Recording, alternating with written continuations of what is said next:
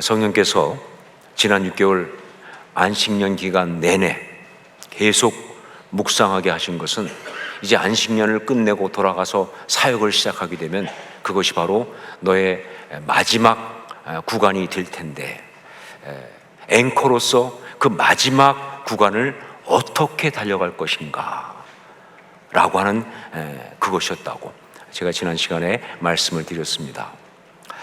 그러면서 주신 말씀이 바로 사도행전 20장 22절로 24절, 이 말씀을 가지고 묵상하게 하시면서 아주 두 가지의 뚜렷한 지침을 주셨습니다. 앵커로서 마지막 구간을 달릴 때 이 두 가지를 붙들고 달려라 라고 말씀을 주신 것이죠. 이것은요, 저에게 주신 호산나 교회의 담임 목사로서 이 마지막 구간의 사역 목회 지침이기 때문에, 그래서 이건 두 가지의 결론을 냅니다. 하나가 뭐냐? 이것이 이제 우리 호산나 교회가 나아가야 할 방향이 될 것이다.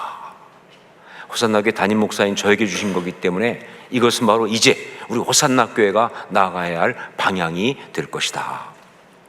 그리고 또 한 가지는, 이것은 바로 우리 호산나의 모든 성도들이 주님의 십자가의 길을 따라가는 제자로서 종말론적인 신앙을 가진 앵커로서 신앙생활을 하면서 이제 붙들어야 될 핵심적 내용이다 라고 하는 것이죠.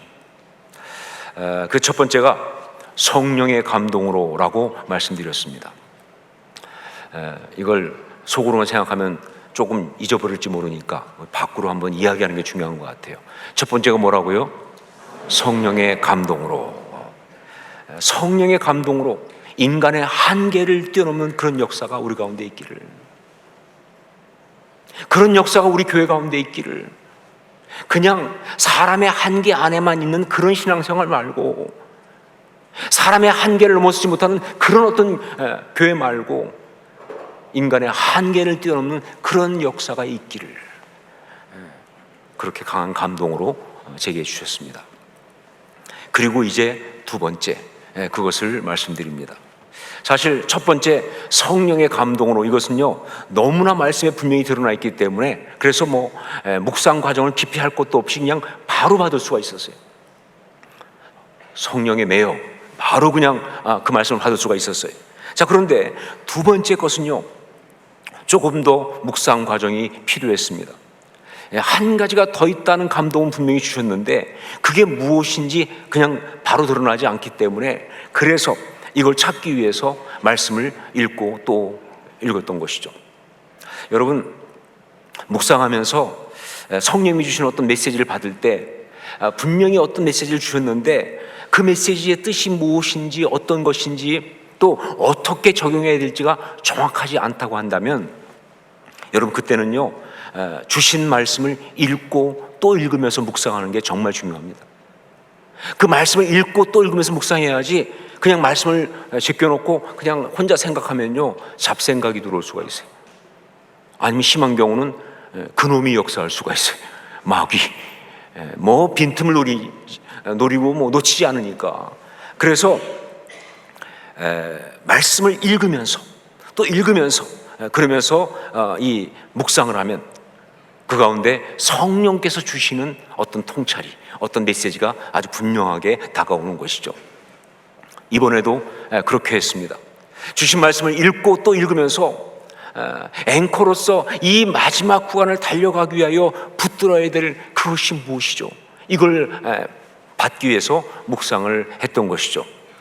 그런데 그렇게 묵상하면서 말씀을 읽는데 24절을 다시 읽는데 거기에서 생각하지도 않았던 어떤 깨달음이 오는 거예요. 그게 무엇일까? 여러분 궁금하시죠? 그걸 알기 위해서 먼저 우리 함께 24절을 같이 한번 읽어보도록 하겠습니다. 24절 같이 읽습니다. 내가 달려갈 길과 주 예수께 받은 사명, 곧 하나님의 은혜의 복음을 증언하는 일을 마치려 하면은 나의 생명조차 조금도 귀한 것으로 여기지 아니하노라. 생명이 다할 때까지 하나님 나라를 위해 받은 사명을 감당하겠다라고 하는 이 말씀을 읽으면서 내 생명 다할 때까지 하나님 나라를 위해 받은 그 사명을 나는 감당하겠습니다 라고 하는 이 말씀을 읽으면서 문득 저한테 떠오른 것이 바로 뭐냐? 그게 바로 누룩이었습니다. 누룩. 예수님께서 하셨던 하나님 나라에 대한 말씀인 누가복음 13장 20절로 21절 말씀, 또 이르시되 내가 하나님의 나라를 무엇으로 비교할까? 마치 여자가 가루 서말 속에 갖다 넣어 전부 부풀게 한 누룩과 같으니라 하셨더라 라고 하는 그 말씀이 떠오르면서, 그러면서 이런 생각이 드는 거예요. 누룩은요, 가루 속에 들어가면요, 그 가루가 다 부풀 때까지 멈추지 않습니다. 만약에 누룩이 가루 속에 들어가서 그 부풀리는 일을 멈췄다고 한다면 둘 중에 하나예요. 가루가 다 부풀었든지 아니면 누룩이 죽었든지, 둘 중에 하나예요. 생명력이 있다고 한다면 절대 멈추지 않아요. 바로 그것처럼 사도 바울은 어쩌면 마지막 구간을 앵커로서 달려가는 그 마음이 바로 이 누룩과 같은 그런 마음으로 이런 고백을 하지 않았을까라고 하는 감동이 저한테 온 거예요. 그러면서 이 누룩이라는 걸 통해서 너무나 강렬하게 저에게 주어진 앵커로서 마지막 구간을 달려가기 위해서 꼭 붙들어야 될 또 한 가지가 바로 주어졌는데, 그것이 바로 뭐냐면 선한 영향력으로라는 것입니다. 선한 영향력으로. 여러분, 성경에 보면 누룩이란 말이 참 많이 나옵니다. 예수님께서 비유로 많이 사용하시는 말이에요. 그래서 사도 바울도 서신서에서 그 예수님을 받아서 자기도 굉장히 많이 사용하는 그것이 바로 누룩입니다. 자, 그런데 성경에 나오는 누룩을 보면 좋은 경우에 쓰이는 것도 있고요, 좋은 의미로, 그리고 어떤 경우는 뭐 바리새인들의 누룩과 헤롯의 누룩을 주의하라처럼 나쁜 의미로 쓰이는 경우도 있습니다. 자, 그런데 어떤 경우든지 간에 이 누룩은 뭘 말하느냐? 그것은 바로 영향력을 말합니다. 그건 누룩은 영향력을 말하는 거예요. 그러니까 좋은 경우에 쓰이는 것은 어떤 영향력? 선한 영향력이에요. 그러나 나쁜 경우에 쓰인 것은 뭐 어떤 것이냐? 악한 영향력입니다. 여러분, 영향력은 그런 거예요. 선한 영향력이 아니면 뭐예요? 악한 영향력입니다. 아무것도 아닌 영향력은 있을 수 없어요. 영향력은 그렇게 무섭습니다. 자, 그렇기 때문에 하나님의 나라를 이루는 좋은 의미에서 누룩 이야기는요, 바로 선한 영향력을 말하는 것이고, 바로 그것이 성령께서 앵커로서 마지막 구간을 달려가야 할 우리가 붙들 것으로 그렇게 주신 그런 말씀이다. 선한 영향력으로. 이제 이 마지막 구간을 달리면서 성령의 감동으로 함께 이 목회에서, 우리의 신앙생활에서 우리가 정말 집중할 건 뭐냐? 바로 선한 영향력으로 이겁니다. 특별히 우리가 예수 그리스도를 주로 고백하고 주님의 제자로서 정말 하나님의 은혜의 복음을 증거하는 것, 즉 하나님의 나라를 세우고 확장하는 것을 사명으로 받았다고 한다면 그건 다른 거로 이루어지는 게 아니에요. 바로 오직 선한 영향력으로만 이루어지는 것이다. 특별히 지금 이 시대에 우리 이 한국교회는요, 어떤 것보다 선한 영향력으로가 절대적으로 중요합니다. 왜냐하면요, 지금 이 시대에는요, 예수 그리스도의 십자가의 대속의 사랑이라는 이 하나님의 은혜의 복음이 놀랍게도 다른 것이 아니라 교회라고 하는, 기독교라고 하는 그 울타리에 갇혀버리는 말도 안 되는 일이 일어났거든요. 예수 그리스도의 십자가의 대속의 사랑이라고 하는 이 하나님의 은혜의 복음이 지금 갇혀버렸는데, 그게 다른 것이 아니라 교회에 갇혀버린 거예요. 기독교에 갇혀버린 거예요. 이런 말도 안 되는 일이 일어났거든요. 수많은 학자들이 다 말합니다. 기독교 학자들만이 아니에요. 믿지 않는 세상의 사회학자들 다 말합니다. 이 시대의 교회는요, 세상과 안타까운 의미로 분리되어 있다고. 이 시대 교회는 세상과 안타까운 의미로 분리되어 있다고 알아요. 거룩이라는 것이 구별됨이라는 것을. 그러나 여러분, 그건 구별됨이지 절대로 분리됨은 아닙니다. 거룩을 핑계로 분리되기 시작하면요, 세상과 분리돼서 자기들만 거룩하다고, 저 믿지 않는 것들과 저 세상적인 것들과 저 추한 것들과 함께 할 수 없다고, 우린 다르다고 하면서 분리되기 시작하면요, 그게 바로 뭐예요? 그게 갇히는 거예요. 복음이. 그게 하나님의 은혜의 복음이 갇히는 거예요. 그 십자가의 대속의 사랑이 갇히는 거예요. 기독교인들의 자기 교만과 아집 가운데 말이죠, 교회 안에 복음이 갇히는 말도 안 되는 일이 벌어지거든요. 선한 영향력은요, 그 거룩이라는 구별됨이 세상과 분리되어 갇혀버리는 것이 아니라 세상 속에 들어가서, 그렇죠 여러분, 누룩이라는 게 말이죠, 아무리 좋아도 말이죠, 가루 속에 들어가지 않으면 그거는 절대 부풀릴 수가 없어요. 누룩 지들끼리만 있어가지고 무슨 부풀리는 역사가 있겠습니까? 가루 속에 들어가야죠, 그렇죠? 세상 속에 들어가서, 그런데 거룩은 구별됨이잖아요. 구별되니까 똑같으면 또 아무 일도 안 일어나죠. 뭐 세상이나 믿는 사람이랑 똑같다, 아무 일도 안 일어나죠. 근데 우리는 구별되잖아요. 그런데 역사가 일어나는 거예요. 누룩이 가루를 부풀리듯이 세상을 바꿔내면서 하나님 나라를 이루어내는 그 역사가 일어나는 것이다. 자, 그러면 그 선한 영향력은 구체적으로 어떻게 발휘할 수 있게 될까? 이게 또 중요합니다. 왜냐하면요, 바로 우리한테 있어야 할 일이니까. 우리한테 있어야 될 중요한 일이니까 선한 영향력은 구체적으로 어떻게 발휘할 수 있게 되는가? 여러분, 선한 영향력을 위해서는요, 우선 자신이 하나님의 은혜를 먼저 받아야 됩니다. 선한 영향력을 위해서는요, 자신이 먼저 하나님의 그 은혜를 받아야 돼요. 나를 지으신 하나님의 그 은혜, 나를 구원하시기 위해서 십자가에 당신의 독생자를 주신 그 대속의 은혜, 나를 예정 가운데 택하시고, 그리고 나를 정말 구원 가운데 불러서 나를 정말 당신의 자녀 삼으신 그 은혜, 지금도 내 삶을 주관하시는 그 은혜, 그 신실하신 그 하나님의 사랑, 이걸 먼저 깨닫고 받고 누려야, 그래야 비로소 선한 영향력이 가능해요.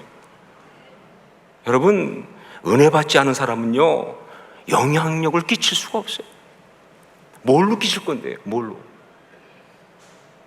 내가 좀 하나님의 은혜를 먼저 받지 않고는요, 선한 영향력을 끼칠 수가 없어요.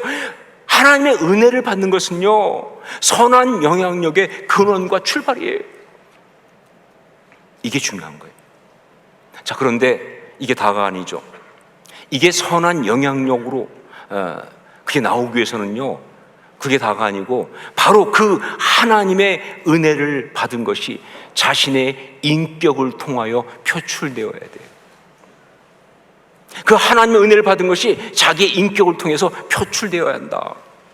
제가 여러 번 말했지만 예수 믿고 구원받으면요, 성격은 변하지 않습니다. 예수 믿고 구원받았는데 급한 성격이 갑자기 느긋해졌다, 그런 일은 별로 없습니다. 급한 사람은 계속 죽을 때까지 급한 거예요. 그건 타고난 거니까. 뭐 강한 성격이 갑자기 야들야들해졌다, 그런 일 없다고 말이에요. 그런데 인격은 변해야 합니다. 성격은 변하지 않지만 인격은 변해야 되는 거예요. 그래야 그 구원이 진짜예요. 그래야 진짜 은혜를 받은 거예요. 예수 믿고 구원받으면요, 반드시 인격이 변해야 되는 거예요. 자, 그렇게 자신이 받은 하나님의 그 은혜, 그 구원의 은혜 때문에 자기의 인격이 변화되고, 이게 삶으로 나타나면서, 그러면서 나오는 게 뭐예요? 그게 선한 영향력이에요. 그게 선한 영향력입니다. 우리 주변에 참 신앙은 뜨거운데 아무리 봐도 선한 영향력은 끼치지 못하는 사람들 꽤 있습니다. 있는 정도가 아니라 많다는 게 문제죠, 그렇죠? 왜 그럴까? 어떻게 그럴 수 있느냐? 네, 이단이 아닌 한은요, 그들이 받은 그 복음, 그들이 받은 하나님의 은혜가 가짜는 아닙니다.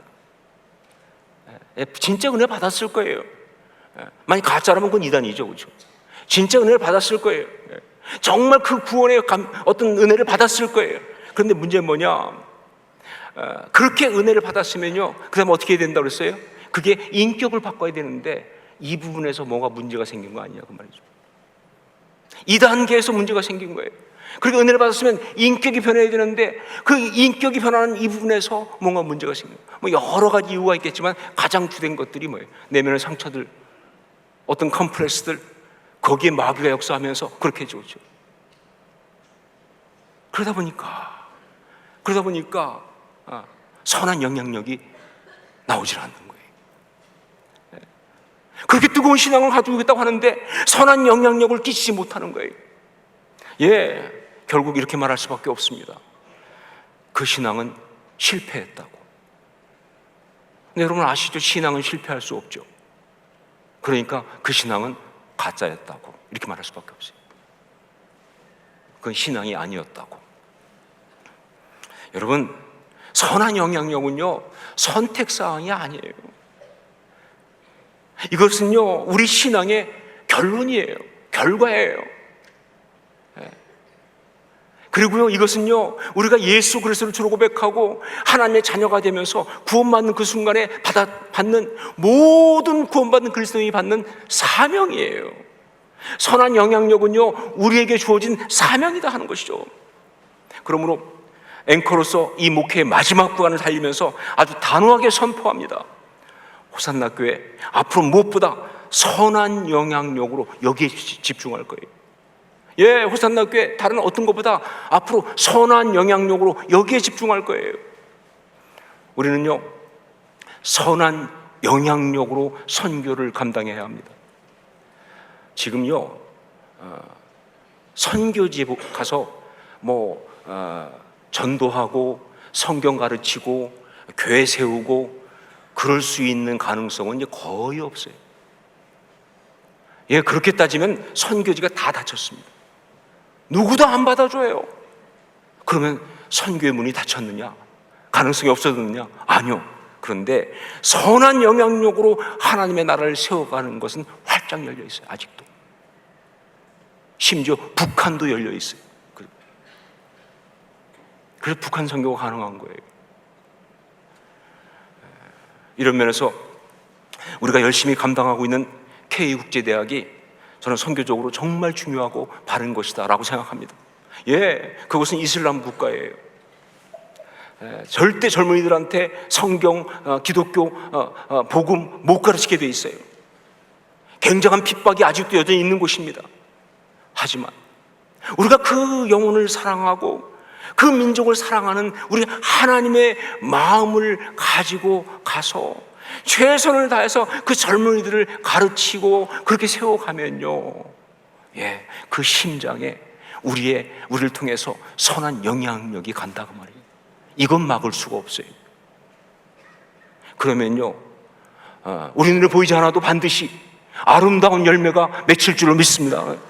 어쩌면 우리 세대가 아닌 다음 세대일 수도 있어요. 상관없어요. 그러나 반드시 하나님 나라의 그 열매가 분명히 맺힌다 하는 것이죠. 저는 선한 영향력으로 이런 면에서 또한 중요한 것이 바로 우리 호산나 복지재단이라고 생각합니다. 이건 정말 우리 하나님의 놀라운 뜻이에요. 제가 7년 반 전에 호산나 교회 처음 왔을 때 와서 제가 깜짝 놀란 것은 뭐냐면요 이 호산나 복지재단을 보고 깜짝 놀랐어요. 정말 놀랐어요. 여기 보니까 호산나 복지재단이 있더라고요. 그리고 구딜이라고 하는 것이 한국에 처음 시작된 게 호산나 교회에서 시작했어요. 구딜 코리아 처음 시작한 게 호산나 교회 시작했어요. 근데 제가 제일 깜짝 놀란 건 뭐냐면요 이 놀라운 사실을 호산나 교회에 상당히 많은 사람들이 모른다는 사실이에요.